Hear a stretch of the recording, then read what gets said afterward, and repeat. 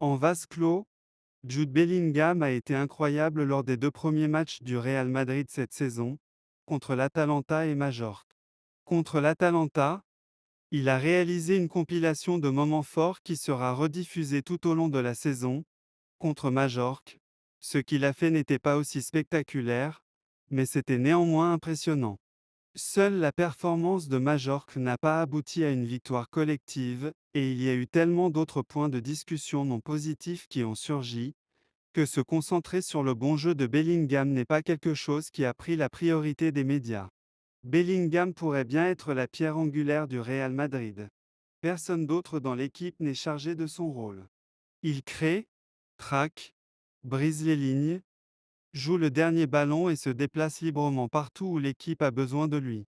Ses interventions défensives sur l'aile gauche sont essentielles pour aider Ferland Mendy à jouer en défense sur un flanc où il ne bénéficiera pas de l'aide de Vinicius Junior et Kylian Mbappé après la première journée de Liga. Bellingham est le joueur qui a réalisé le plus de passes décisives, 14, et qui a terminé en tête du classement des tacles réussis, 5. Il a été une présence incroyable dans les deux sens. Il est difficile d'imaginer où le Real Madrid aurait été sans lui au cours des 12 derniers mois, et ce n'est pas fini. Bellingham semble toujours faire la bonne passe sous pression. Bellingham a démarré sur les chapeaux de roue pour la deuxième saison consécutive. Qu'est-ce que cela signifie pour son niveau d'énergie d'ici la fin de l'été prochain? Pourra-t-il maintenir ses poussées d'énergie incessantes? Il est surhumain. Alors, peut-être.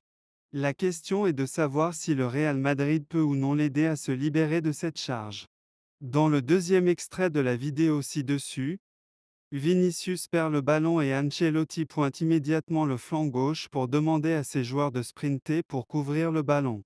Aucun des attaquants ne semble intéressé et Bellingham sprint devant un Rodrigo qui court pour remonter sur l'aile et aider à récupérer la possession. Parfois, tout repose sur lui, mais ce ne devrait pas être le cas. Trouver l'équilibre. L'un des défis de l'association de Mbappé et Vinicius est de trouver le bon équilibre défensif. Le Real Madrid ne devrait pas avoir beaucoup de mal à trouver cet équilibre défensif derrière ces deux superstars offensives. Quel que soit le troisième attaquant, qu'il s'agisse de Bellingham, Brahim Diaz, Rodrigo ou Arda Güler, tous ces joueurs suivent et pressent. Avoir trois attaquants qui ne défendent pas est très problématique. Mais si le troisième attaquant se sacrifie pour le bien commun, cela devrait laisser plus de liberté à Mbappé et Vinicius. Les supporters doivent se rappeler que cette folie est intentionnelle. Le fait que Vinicius et Mbappé ne défendent pas est en partie dû au fait qu'Ancelotti a besoin qu'ils soient prêts à servir de débouché pour brûler les adversaires en transition. En général, Rodrigo est très fiable en termes de travail défensif. Mais s'il y a des matchs où lui ou les troisièmes attaquants commencent à manquer de mission défensive, l'équipe aura des pannes défensives comme dans la vidéo mentionnée ci-dessus dans cet article. Dans le schéma actuel, Ancelotti défend en 4-4-2, avec Bellingham sur l'aile gauche et Rodrigo sur la droite. Mais se mettre dans cette formation en cas de perte de ballon peut s'avérer difficile, surtout avec la fluidité des trois attaquants, ainsi que Bellingham, qui a un rôle libre en attaque. Revenir à une configuration spécifique n'est pas facile et, pour cette raison, il ne serait pas surprenant qu'Ancelotti commence à envisager d'insérer un milieu de terrain supplémentaire au lieu de rouler avec un 4-3-3 dans certains matchs. Il faut garder à l'esprit qu'Eduardo Camavinga résout beaucoup de ses problèmes et Ancelotti a laissé entendre que sans sa blessure, le Français aurait pu être titulaire contre l'Atalanta.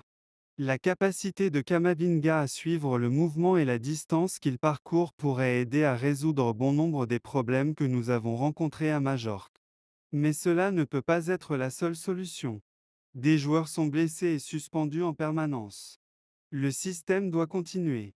Il ne peut pas s'effondrer à cause d'une blessure de Camavinga et, même lorsqu'il reviendra, il est facile de le voir jouer comme seul pivot de l'équipe dans de nombreux matchs où Tchouaméni devra couvrir en tant que défenseur central.